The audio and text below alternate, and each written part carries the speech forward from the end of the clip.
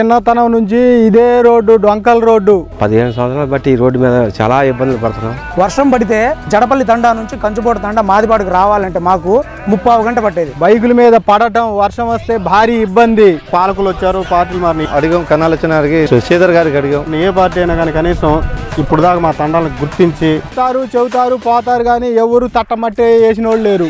మరి మా నంబూరు శంకర్ గారు పట్టుకొని ఆ జగన్మోహన్ రెడ్డి సలహాతోటి ఒక సలాట్ రోడ్డు వేస్తున్నాండి. నంబూరు శంకర్రావు గారు మాకు రాగానే వాగ్దానం చేశారు, మీ ఊరికి రోడ్డు వేసినాకనే మళ్ళీ మీ ఊరికి వచ్చి గడప గడపకి నాకు ఓటు వేయని నేను అడుగుతాను. ఆ వాగ్దానం ప్రకారం ఆయన మాట నిలబెట్టుకుంటున్నారు. మాకు ఎంతో సంతోషంగా ఉందండి. జగన్ ప్రభుత్వం వచ్చిన కాడ నుంచి ప్రతి ఇంటికి, ప్రతి గడపకి, ప్రతి మనిషికి, అర్హుడైన ప్రతి వ్యక్తికి ఇచ్చిన మాట ఇచ్చినట్టు నెరవేరుస్తున్నారు. ప్రతిదీ పింఛన్ కాడ నుంచి టోటల్ గా ఆసరా ఏ పథకం అయింది, అన్ని పథకాలు ముట్టి. మా ఓటు శంకర్రావు గారికి. అఖండ మెజార్టీ గెలిపేది మా పాత్రండి.